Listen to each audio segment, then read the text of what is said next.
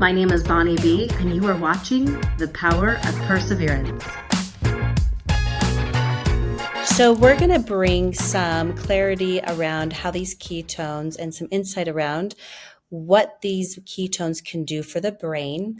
As we know, the brain is a very complex organ and it controls various functions. It's our central nervous system. So I have with me Gary Millet to dive deep into our white paper around the brain. Thank you, Gary, for being with me. My pleasure. So BHB is technically a macronutrient, and it, of the four macronutrients, surpasses the blood-brain barrier faster than the other ones. Why do you think this is so misunderstood that people don't understand that exogenous ketones could greatly benefit the brain? Well, I think, first of all, I don't think people really understand exogenous ketones. And so I think what they have to understand is you've got two basic fuels that the body utilizes. One is glucose, and the other one is certainly ketones. And more specifically, the brain ketone is really related to beta-hydroxybutyrate, or what we call BHB. And so I think what happens there is that I think that people miss understanding how those two different fuel sources work on the brain. So the brain is not probably, but the brain is more cellularly oriented. The most cells you have in your body in a concentrated manner are contained within the brain. And so the area that has the most compact neuronal impact, it is the brain. So let's just do an analogy. So let's say, for instance, that we go back 10,000 years for a second. And you've got the cavemen that are now looking for some food, okay? And there's those two conditions where we consider what we would say a fed state, and that is, well, you've found your carbs and you found your whatevers, and you're eating those and you're kind of fat and happy. And so your body's being fed at that point by glucose. So that's kind of that existence that we would call fat and happy. Those are the comfort foods of life and whatever. And now let's picture, you start to get hungry because, you really just don't have commercial farming at that point. You can't go down to the local supermarket. You can't go to Kroger's and pick up whatever you want to eat. No, you're getting it from the earth. You're growing it. You're getting it from making it yourself, or you're hunting it. Right. Right. So the hunting party decides, oh God, we're starving. Let's go get some woolly mammoth or something. Okay. So they take off in their skins and spears and whatever else they use to hunt a woolly mammoth. And all of a sudden they feel, oh, wow, I'm really kind of hungry. But that passes. And the reason that passes is because the body now says, oh, wow, I really don't have any more of this fat and happy juice called glucose. I really have got to start mobilizing my fat. And in mobilizing my fat, it goes through a process called lipolysis, which breaks that down into another process called ketogenesis. And that process drives something called ketolysis, where now I'm feeding my cells with ketones and BHB. So what you're saying is proteins and fats also have to be broken down before they turn into ketones. Well, protein doesn't turn ever into ketones. Protein will ultimately, through a process called glyconeogenesis, turn into glucose. But that's kind of a slow process down the road, but it's not a sustainable process because that really means you're going to break down your muscle. So the body ultimately has to convert to this process of fat breakdown. And that fat breakdown creates ketones. And the ketones now, first and foremost, go to your brain. Because let's be honest, the last organ to go in the human body has to be in the order of the brain and the heart. So, whether the tips of your fingers survive isn't as important that your brain survives. And so there's a hierarchy of survival. So the body has engineered itself to take all the ketones it can get and send them first and foremost to the brain and the central nervous system. Because if you can't think and you can't move, it's pretty tough to hunt down that woolly mammoth that we're now with our spear trying to hunt down. Right, Okay. right. The other thing is, let's go back and think through this. So when would you need to be your sharpest? Let's say you're starving to death. You're trying to hunt down that woolly mammoth. When do you need to be your sharpest? When you're fat and happy with your carbs in kind of that carb coma, or when you're starving and you really need to be pretty darn sharp in figuring out A, where is the woolly mammoth? B, how are we going to kill it? And C, how are we going to transport that back to the village that's also starving? So you better be at your top peak of performance, both physically and mentally, if you're going to be starving. Because guess what? Your life depends on it. So all of a sudden, ketones become the body's preferred fuel. Why? Because it delivers more energy than per gram than any other form of energy, such as glucose. So all of a sudden, you start looking at this entire process and you start saying, oh, wow, ketones go directly to the brain. Okay. And furthermore, it doesn't have time to go through all this mechanics called insulin. And it doesn't have a time to go through insulin receptors. It doesn't have all this time to go through the cells. It needs to go pretty quick. So what is so interesting is the brain simply takes up ketones, whereas glucose has to have insulin in order to get into your cells. So now you have rapid absorption, high rates of absorption of a molecule that's 2.5 times the energy of glucose. And what organ in your body would rather have it than any other? The brain. Well, The that's your central brain nervous consumes, system. it consumes more energy than any other organ by weight by far. So the brain is already intensely active when it comes to wanting and absorbing and utilizing ketones. Okay.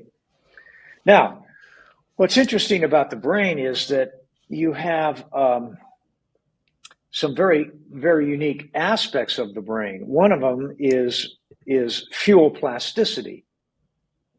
So when ketones go to the brain, they go directly right through the blood-brain barrier. They're small molecules, they're high energy. The brain barrier is not at all a barrier to ketones. They go directly right in. For those who And don't so really know what the blood-brain barrier is, what would be a short, easy explanation to say what that's doing for us? it would be the TSA at the airport and saying, hey, I'm not letting the terrorists in, right? I'm going to try Right. to block the people who have handguns, right? And I'm going to let those people who have the fluffy little dog in the carrying case. let's let them in, right?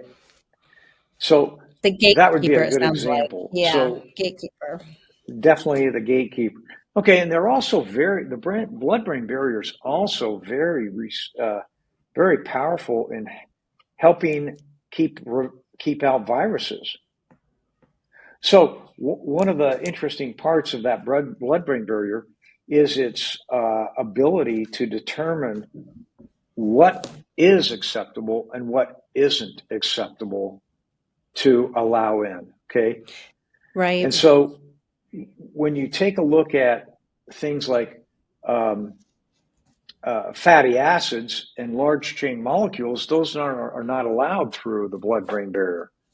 So, but glucose and ketones and things like that are, and Well, and so the viruses can't be killed. Let me reframe this.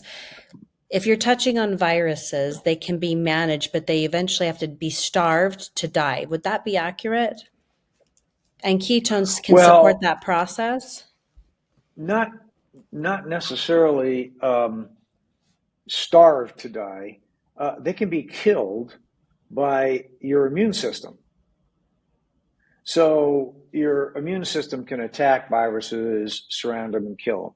Okay, or you're right, they can be starved because they don't have any fuel. And what's very interesting in our research is that we've discovered that viruses, like cancer cells, really love glucose and sugar to survive.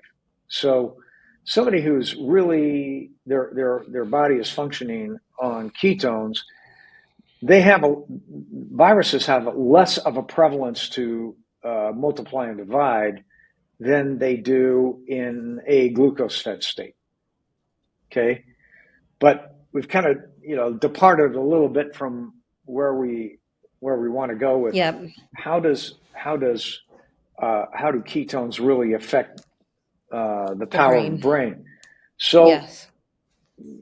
right, so one of the things that's very very interesting about ketones is because it has so much more energy. And when I say energy, what I really mean is they convert to the cellular energy currency called ATP, adrenotriphosphate. That is really the energy currency of the body. So whether it's glucose or it happens to be ketones, it converts ultimately to this thing called ATP, right? ATP is what is effectively powering your cells. That's effectively the energy source for all the cellular reactions that are taking place in your body. So, what's kind of interesting about BHB is it creates more ATP than glucose per gram. And it does it in a different oxygenated state. So what you've really got is you've got an energy source that's really very powerful, but you know what? It's different than glucose. And so what we're starting to find and what is so interesting about BHB is that it utilizes different aspects within your mitochondria, such as say the electron transport chain. And what we're really finding out is that even if your brain can't process glucose, okay, such as if you are in a high state of dementia or you have Alzheimer's, you have Parkinson's, we've determined that those types of diseases are very impacted by glucose regulation. Okay, the same with say traumatic brain injury. Okay, so everybody talks about, well, what happens when you have a concussion? What happens when you have a traumatic brain injury? Right. Well, the first thing that happens is your brain becomes starved of glucose because glucose can't transport under those conditions. But guess what can? Ketones. Ketones. So even in a traumatic brain scenario, BHB can feed the brain. And so this is why we've been talking about, what could athletes do? Can athletes take BHB, get very BHB, let's say, invigorated before they go to an athletic event? Can they take it during an event? Can they What take about it an after an injury? event? Like, I've heard this. Somebody who told me that, they had, there was a high school that actually understood the ability of what ketones could do in the brain, and they kept like a brain pack of ketone, or excuse me, a ketone pack. And if they got an injury, you could just take these ketones and it would instantly help. Absolutely. Because remember, when you get a concussion or you get a head injury, like a traumatic brain event, your brain is starving. That's what's causing the damage. So if you are starving because you can't utilize glucose, but you administer ketones, and ketones can be utilized during those events, guess what? Your brain's no longer starving. That's what's causing the damage. So all of a sudden, ketones become the rescue kit, if you will. But think about it this way, though. So I'd like to flip that to prevention. So let's say, for instance, that everybody before the game, during the game, is tanked up on ketones, right? Right. You have the rescue kit already on board. That's like, hey, let's, we just had an accident here with a Boeing 737 Max where the door blew off. You saw that, right? Yeah.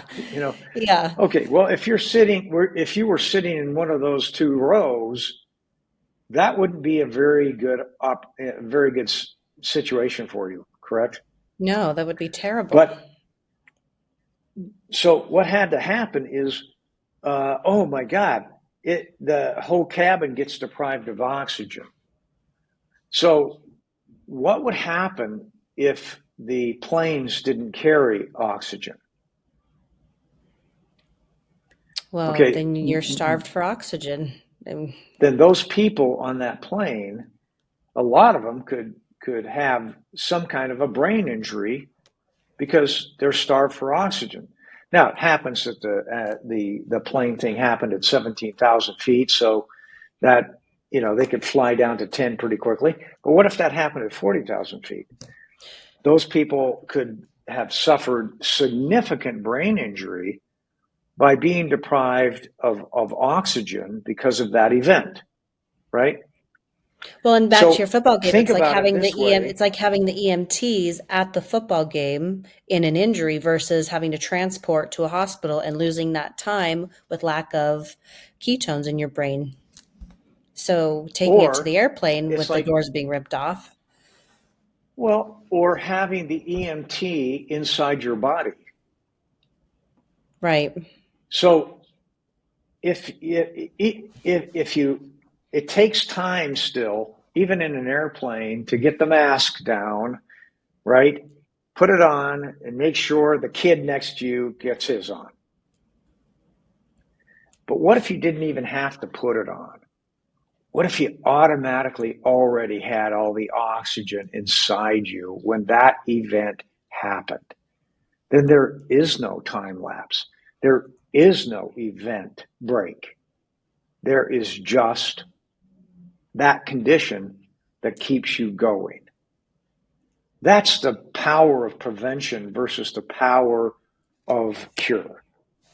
Wow. And so by stoking up with ketones prior, you have the EMT in you. You're not waiting for it. You're not waiting for the oxygen mask to drop. the oxygen is already in your body. That's the power of what ketones can be in that situation, right? So now, the other thing that I think is really important is that, you know, we talk a lot about you know, memory lapse. We talk a lot about dementia. Everybody's talking about Alzheimer's now. Everybody's talking about that, right? And the fact that, you know, the reason that people have dementia is the buildup of amyloid plaques within the brain, and then it becomes glucose starved. And because it becomes glucose starved, it really can't function any longer, and it starts to lose mass. Okay. Well, because ketones don't work the same as glucose, you don't have that sense of starvation. You don't have that sense of ketones don't care about amyloid plaque. And we're talking about plasticity, where ketones can perhaps help even rewire how neurons fit and how neurons react. So I'll give you an example. So let's say, for instance, that you've got two machines. Okay, the first machine is it's running gasoline. Okay, and the second one is running hydrogen. So I utilize this one machine, and let's say both of them at the same time. The gasoline machine and the hydrogen machine are working, but the hydrogen machine has the capability of generating 2.5 times the energy of the gasoline machine. Okay? Let's say, for instance, that both of those machines suffer an event whereby half of the machine gets broken. So if half of the machine gets broken in the gasoline engine, you now have only 50% of the energy that you need. If half of a machine that gets broken, the hydrogen machine that gets broken, you still have 125% of what you had with a gasoline engine. You're still moving along. The increased power of ketones within the brain can compensate for the lack of neurons to process that energy.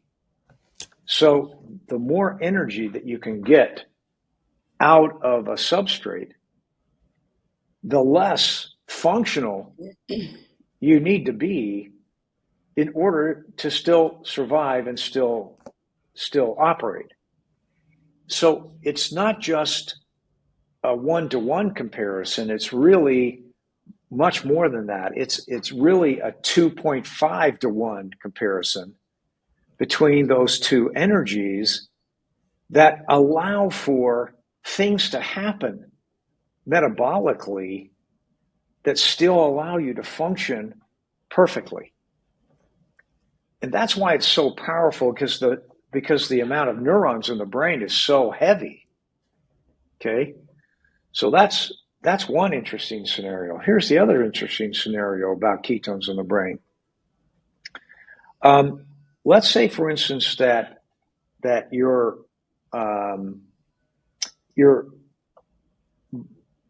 brain has not only a disease, but it is suffering from a problem of lack of the ability to get glucose. So there's diseases that are preventing the brain from getting glucose, not just utilizing glucose. Does that make sense? Yep.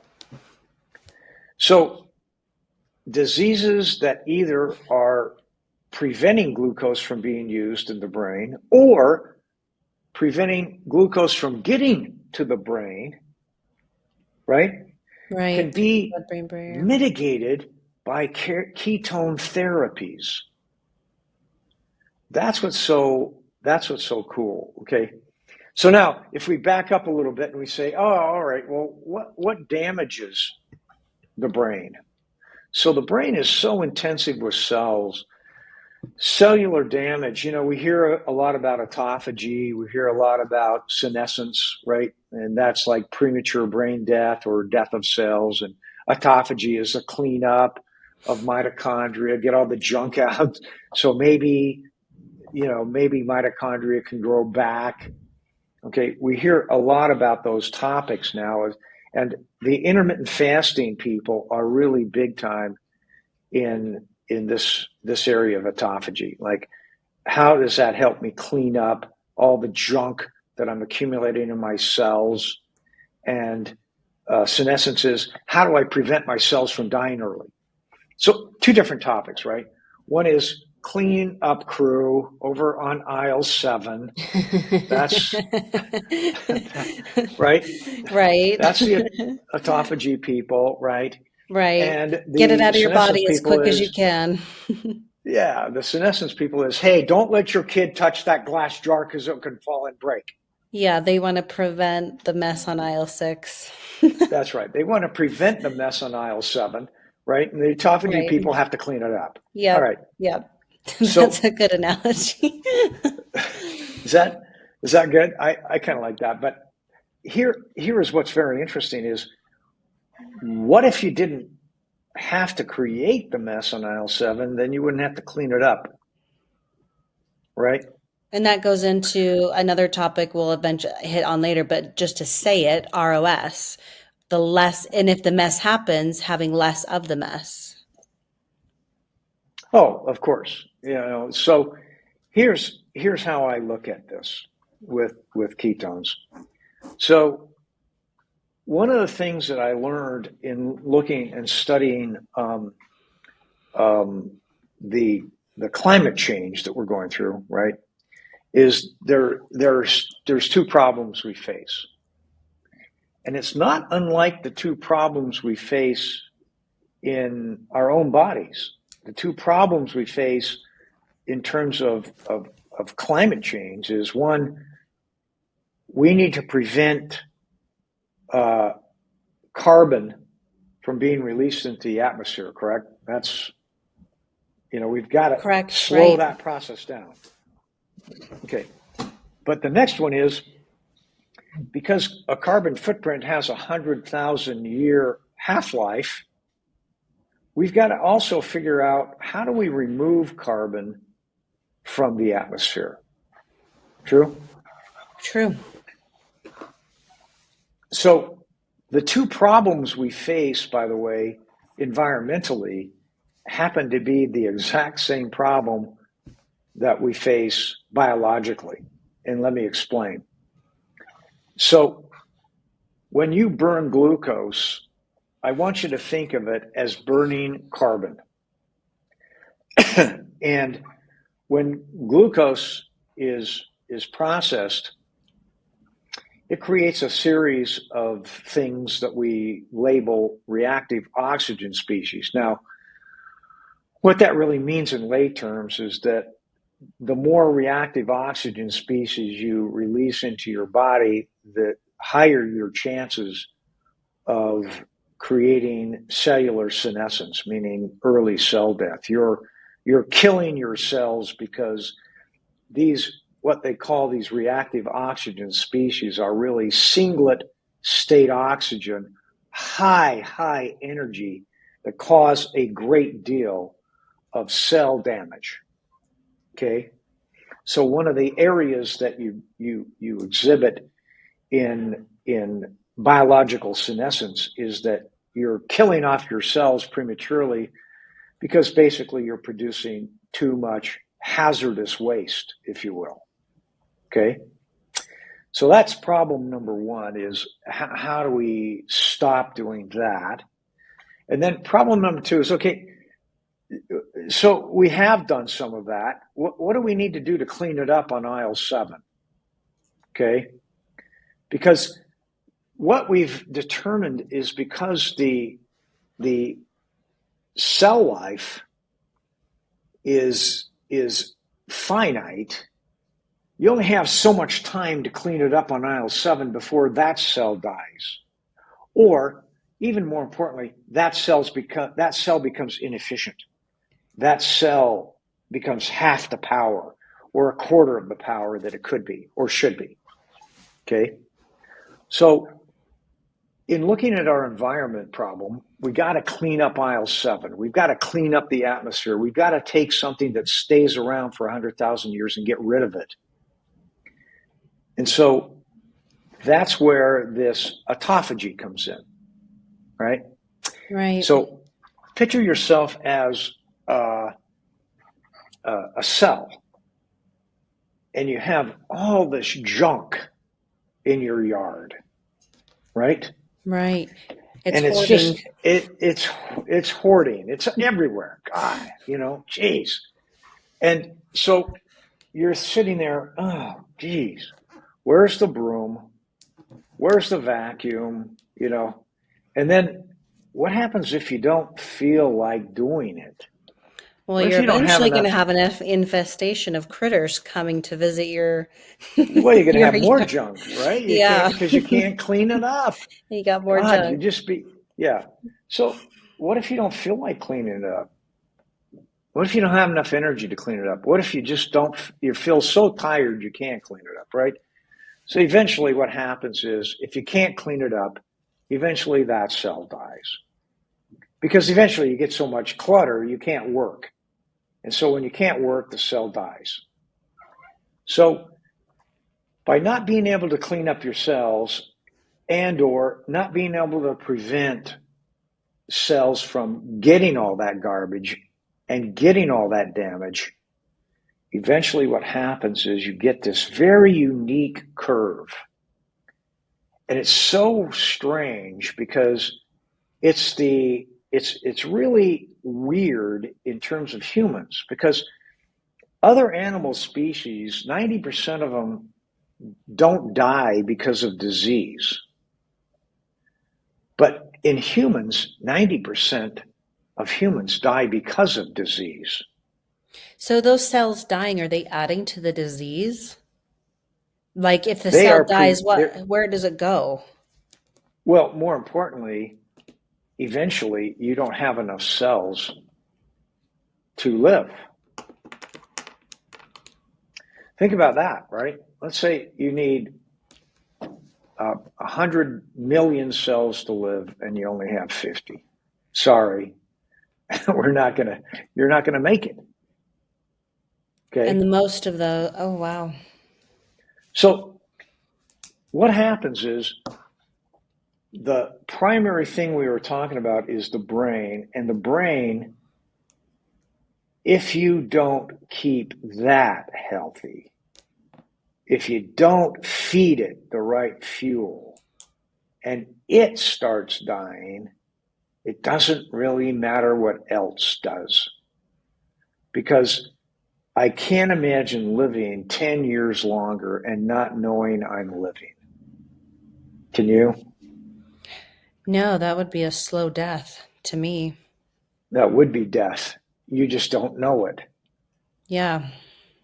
And so, what is so important about BHB in the brain and in the other aspects of the body is that BHB prevents these reactive oxygen species from being created in the first place.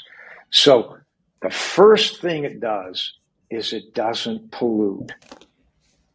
The carbon doesn't go into the atmosphere. And when the carbon doesn't go into the atmosphere and your yard is a lot cleaner and you are a lot healthier, what little junk that you do accumulate, you feel like going and sweeping it up. Oh, look, we got a little pile over there. I'm going to go sweep that up. I feel like I'm strong. I feel like I'm healthy. I'll just go sweep that up, right? Right.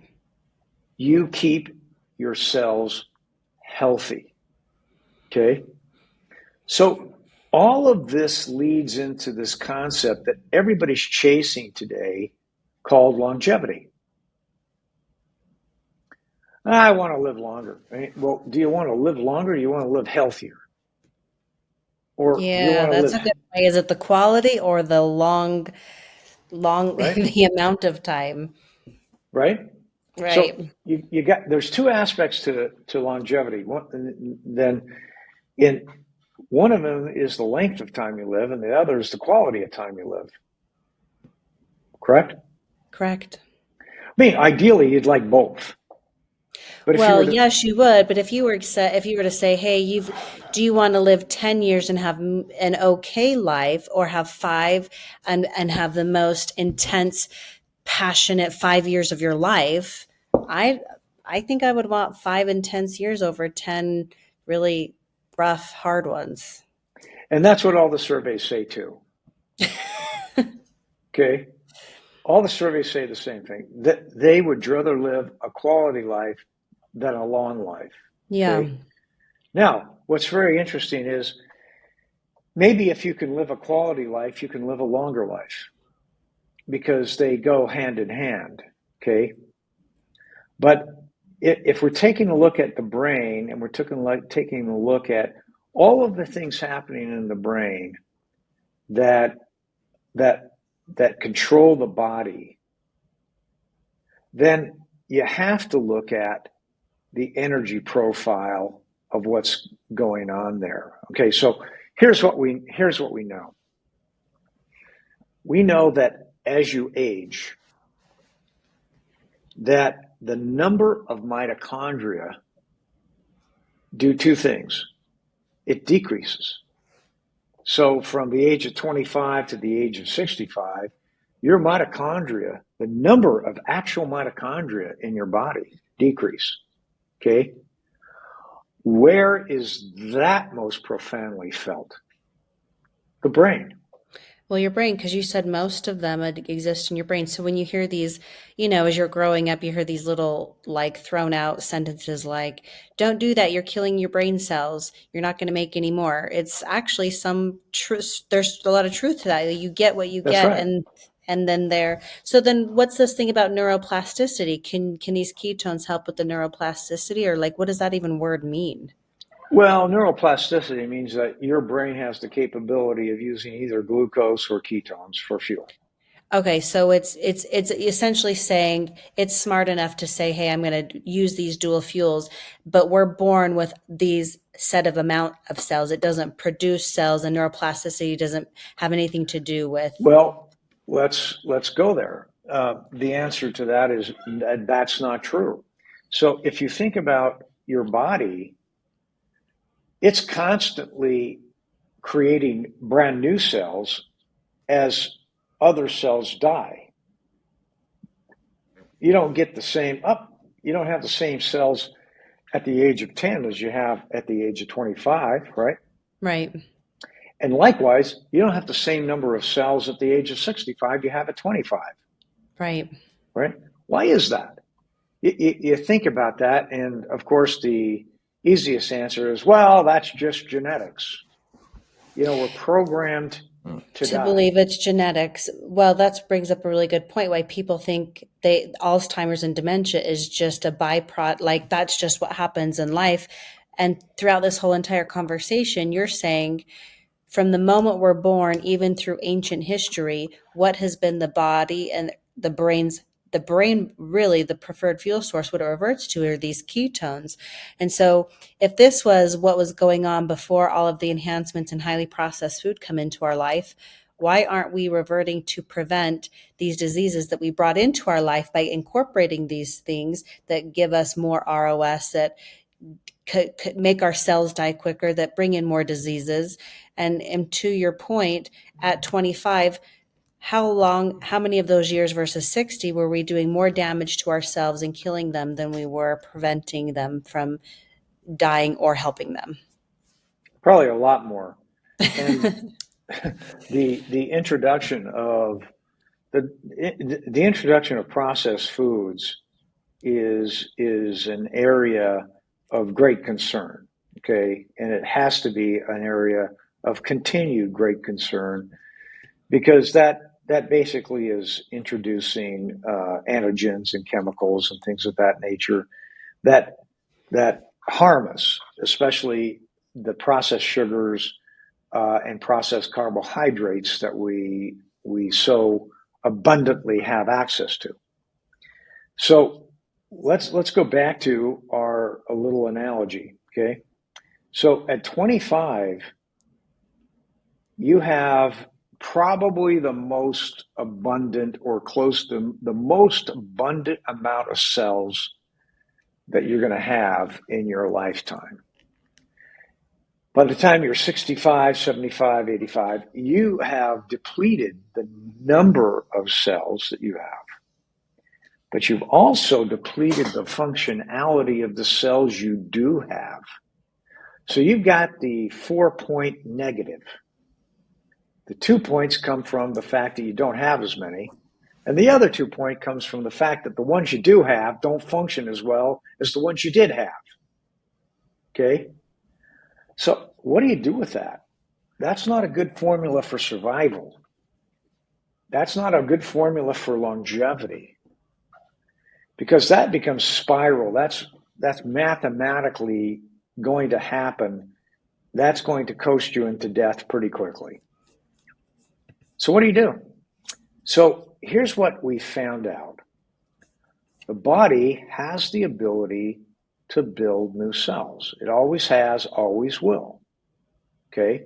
But the problem is your cells are dying faster than you're making them. Is there any way to improve how fast you make them? Can ketones do that? Well, let's visit that topic first, and then we'll do the other one. Okay? So the first topic is it has been shown that by introducing ketones into your people in ketosis have a tendency to grow more cells than people who aren't. Well, that's really interesting because if you're not in a ketosis metabolic state and you take them exogenously, I would imagine it would do the same thing. That's correct. You've got to feed your body ketones. Okay, so why does that happen? Okay, so here's my theory. Is recently we have found that the mitochondria has a very unique way of communicating with the nucleus. Okay? And it wasn't really understood how that happened, nor was it understood what level of communication or how powerful that communication or who's driving who, right? Well, what's very interesting about that is a long time ago when I first got involved in this ketone business, I went to a lecture by a guy named Thomas Seyfried. He does a lot of work in using cancer to treat, or ketones to treat cancer, okay? He did this experiment that I found was fascinating. He took cells that were cancerous, that had cancerous nuclei, and he implanted these cells into cells with mitochondria that didn't have cancer. Now, if you are a believer in genetics is what's causing your cancer, then you would think, okay, well, if I implant a cancerous nuclei in a healthy mitochondrial cell, then that cell will become cancerous. That's if you believe that the genetics are driving the cancer, right? Well, he did that. He did that in 100 different cells, and guess what? 0 got cancer. Then he did the reverse experiment. He took 100 cells that had cancerous mitochondria, and he transferred those into 100 cells of healthy nuclei. They all got cancer. So this is where he formed the opinion that cancer really is a metabolic disease. It's not a genetic disease. Okay? So that kind of confirms that obviously the mitochondria and the nucleus talk to each other, right? Well, and that being in a state of metabolic ketosis, even more to the point, how it supports not supporting the disease of cancer. Well, it tells you that healthy mitochondria means healthy cells. That too. That would be my general conclusion. So, but now I think about this realistically about like, I'm a Star Trek guy, Star Trek fan. I remember those shows. I grew up on those shows. Yep. So I'm a Star Trek guy. So remember when Captain Kirk would call down to Scotty and go, Scotty, I need more power. I need Yep. warp speed, right? Yep. Right. Yep. And he would call back, Captain, I can't give it to you, that kind of stuff, right? Right. Well, here's the deal. What if Scotty couldn't supply the energy? What if he couldn't get the warp speed drive going? What would happen? Well, the enemy was coming. Ship's over. It Yep. wouldn't. Would it matter how good the bridge was working? No. Would it matter that, hey, these buttons all light up really pretty cool? Without the energy, nothing happens. Okay. So what I believe happens is the mitochondria, when it's at full blown energy, it actually communicates to the nucleus. We have enough energy to divide. We have enough energy to create a new cell. Conversely, I think also, if it doesn't, it communicates the same thing. I don't have enough energy to divide. You can't divide. And so when you think about longevity and you think about disease and you think about epigenetic switching, you think about what happens in the body. If the mitochondria doesn't have enough power and it communicates that effectively to the nucleus is going to have to decide what it shuts down in order to survive. It doesn't have a choice. It has to decide what it has to turn off in order to survive. And so when the mitochondria communicates to the nucleus, I have all the power you want. It doesn't have to turn off a darn thing. And in fact, it can duplicate. It can replicate. It's all about energy. And so energy comes from one of two ways. Either more cells or higher functioning cells. So as cells get older, we said there's two things that happen. One, we have less cells, right? And number two, they don't function as well.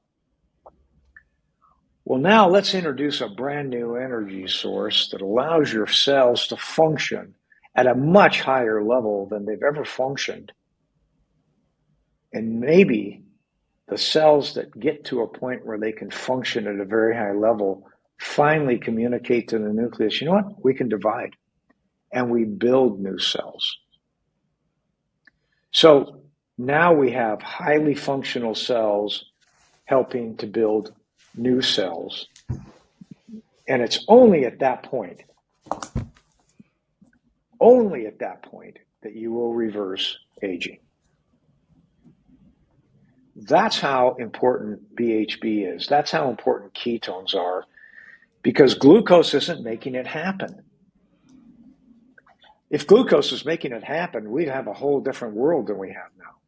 So if this is so important, and I know the research is becoming, since you guys have started the company and developing these studies, but if this is so important, why did it to me feels like it got swept under the rug, especially with the book, The Fourth Fuel, when Warburg, Krebs, and, all those science dudes were going through the process of discovering these ketones. It's almost like the part in the book I got to where it talks about the research was coming, and then big pharma kind of took over, and you had all of these other things happening, and dementia and Alzheimer's became a band-aided thing you take with supplements, but and through diet. Like, it just is curious to me how we didn't discover ketones sooner if it's really preventing so many brain function diseases. It's all about money. The sugar business is a pretty darn big business, and so is the commercial farming business. All of those produce the center aisles of the grocery store called carbohydrateville. That's a good way to put it, actually. Right? Yeah. Short, Carbville. So if you take a look at all of the center aisles of the grocery store, not the perimeters, right? Right. Those are all processed carbohydrates. It's overwhelming. The amount of processed sugar, the amount of processed carbs in that center aisle of the grocery store. Okay? You have to walk your ass off to get back to the vegetables, right? Well, yeah, you do. And then Or they to get spread to all the the fresh stuff. cheese, Yeah, right? it's all in the outer Or to get circle. to yeah, or get You're to gonna the do you're gonna do a protein. few You more have to. laps. That's right. You got to do right Right. because those are destinations as opposed to points of purchase. So at the end of the day, these scientists, they didn't have quite the money General Mills had, did they? No. In So fact, the one guy died early on in his age, or yeah, and talks about how even some of the greatest minds back into this philosophers were starting to understand how our body works. Like, just in short and simply, like fasting, they prescribed fasting to help with this. Well, why did they prescribe fasting back then? Because they knew there was something within the body that was helping with that. Fast forward now, you have all these people saying on a fasted stomach you take these exogenous ketones to increase all these benefits, blah blah blah blah. the only thing I can say to that is that Jesus must have been one amped up guy at 40 days. That's a I really mean, that great must. point. I mean, the guy. No wonder he was God. I mean, come on. You're 40 days without eating, your body, everything's rolling with ketones. So you're saying I'm going to be more spiritually connected if I increase my exogenous ketone levels? I'm Well, in. I would say absolutely to that question. But how can you not, so I myself do between 15 to 20 grams of BHB every day, even though I'm a low carb dieter. Because I think there's something very unique happening here. This is where the blue ocean is coming.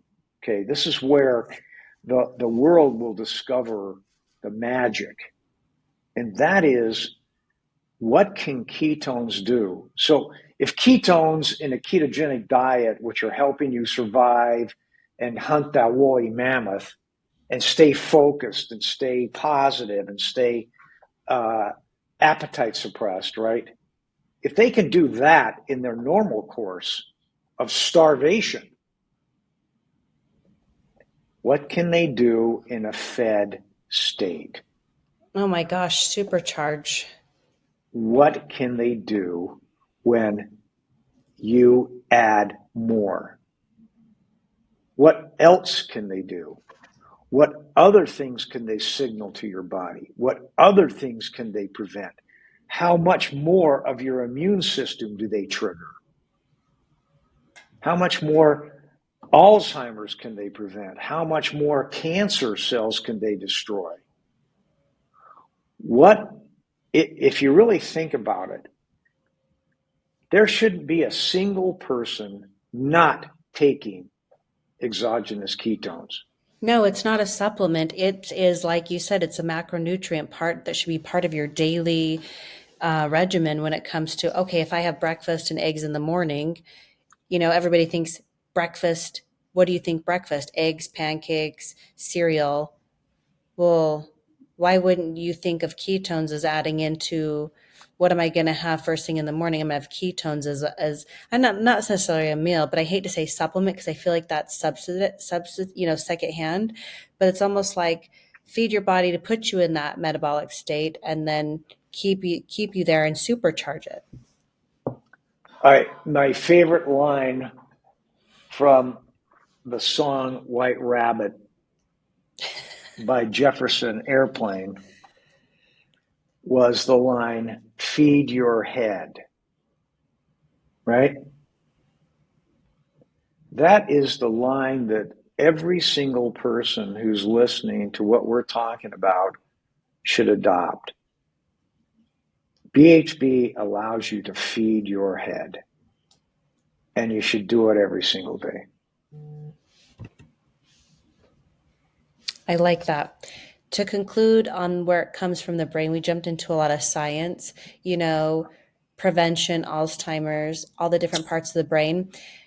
One question I was curious to ask is how I'm understanding how it's connecting. This is how I explain it. As I say, these ketones are going into your mitochondria and they are supercharging it like a battery, a battery putting in something and charging it. But as far as like how it affects parts of the brain, I feel like, especially when I take it, I can't explain it, but I'm feeling it. I'm not feeling it in like a front or bottom. I'm feeling it all over.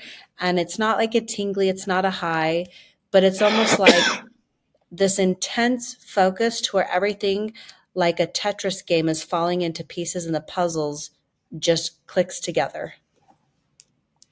And that's because ketones have been shown to impact actually every aspect or every area of the brain. The reason you're feeling, whether it's memory or cognition or focus, right?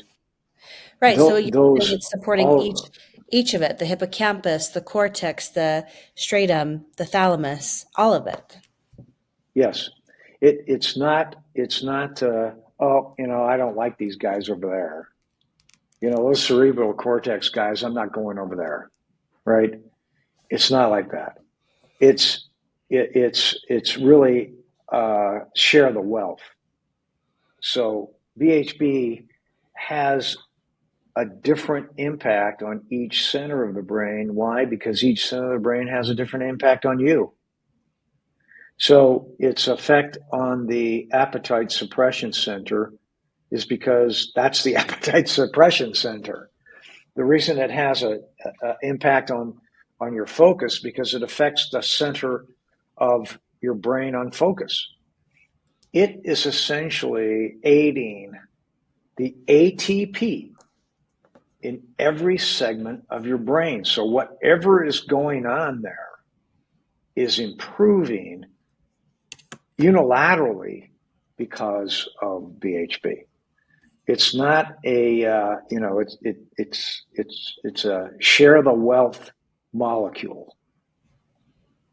So whether the brain decides which place to put it or not, if it doesn't have enough, maybe that does happen, right? We don't know enough about it to say, but what we do know is when the brain has a lot of it, it seems to affect all of those areas that you're talking about. And that's why you feel this way. You feel like, wow, I'm focused, but then, oh gosh, I can do multitasking. And oh man, I don't feel like I'm hungry, right? And I can remember Right. details. So all of a sudden, all of these functionalities that you associate with the brain come about. And it's because it accentuates all of the cells. It delivers more ATP to all of the cells it affects. That's what's happening.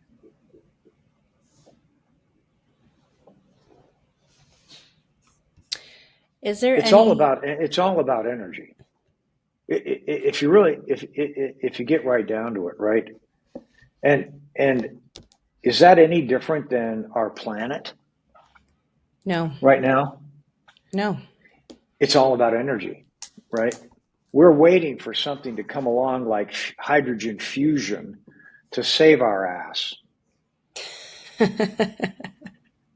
right? It's true. Well, guess what?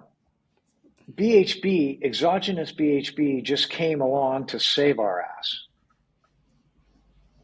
metabolically speaking. That's why I take it.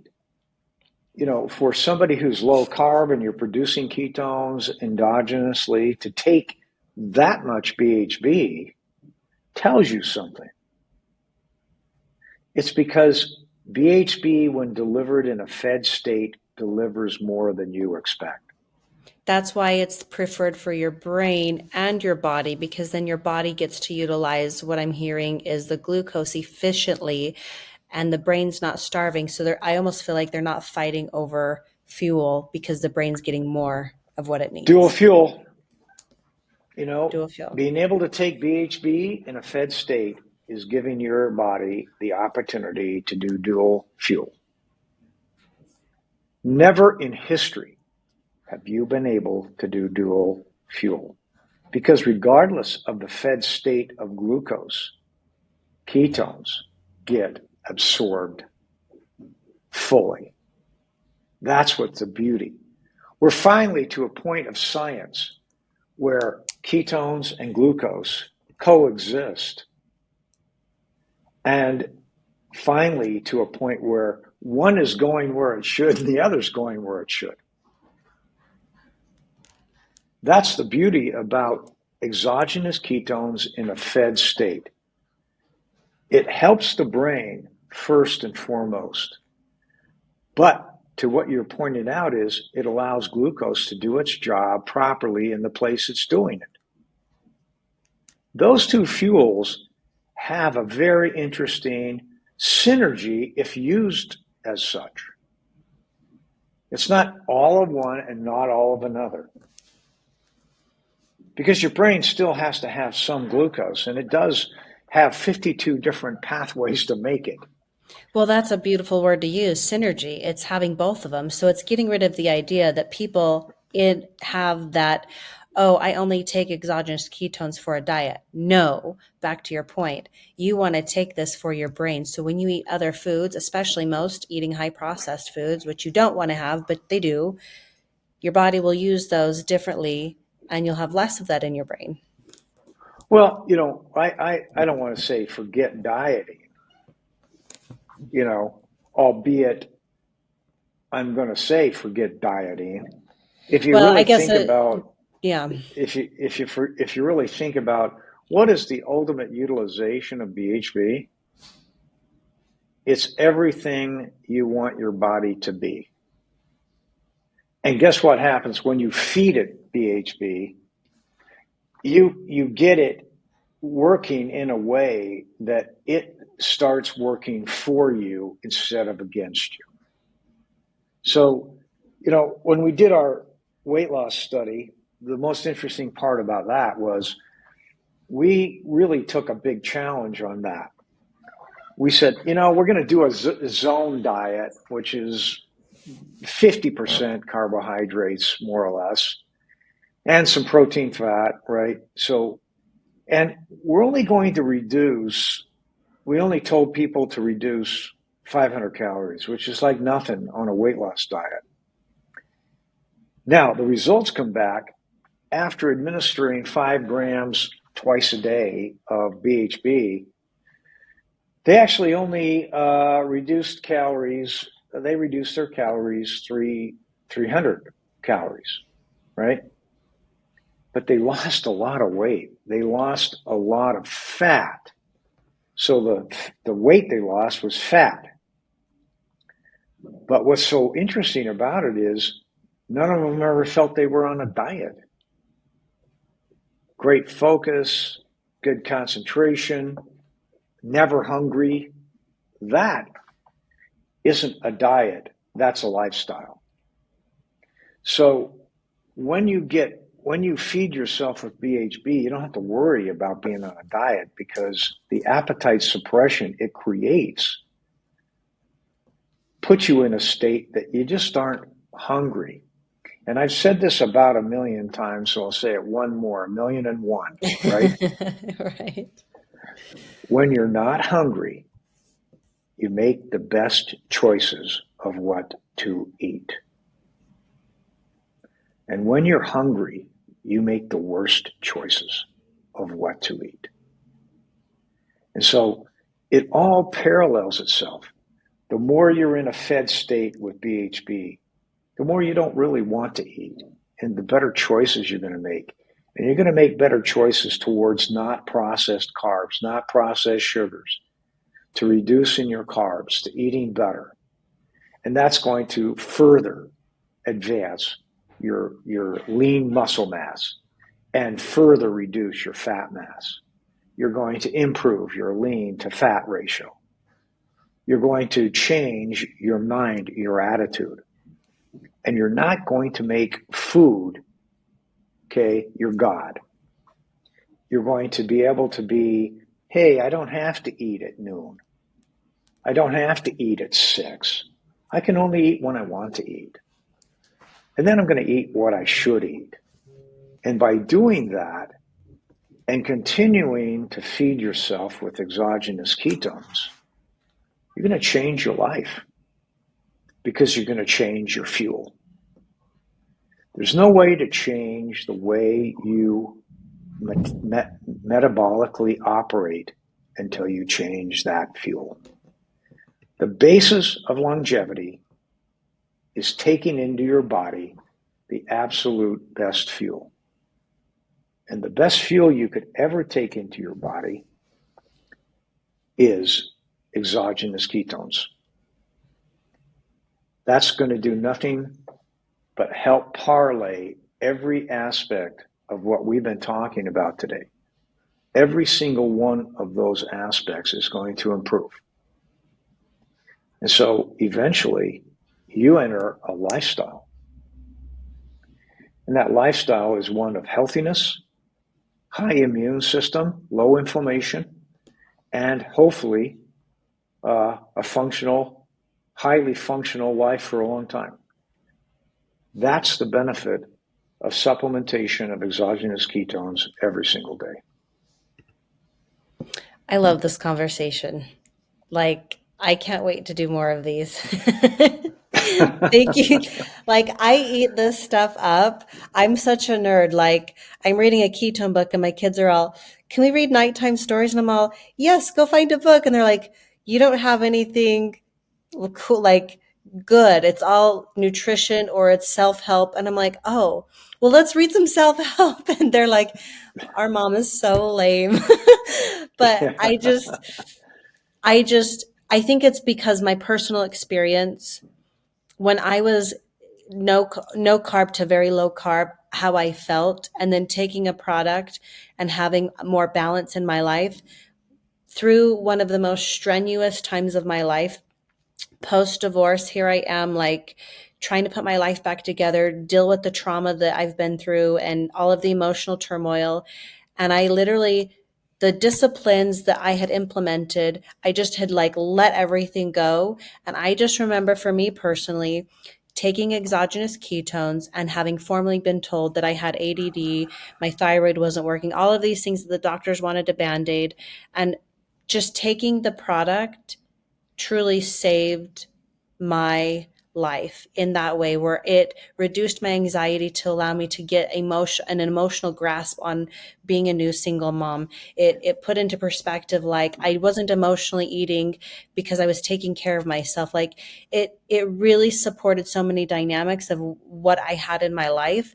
And so after a year of taking it and then learning all of the stuff that was going on with this, that passion has grown for me that like I'm at the grocery store and I've got a stick pack with me and my kids get so annoyed because I'm like, oh, you have to try this. They're like, stop selling the product. We're so done with you.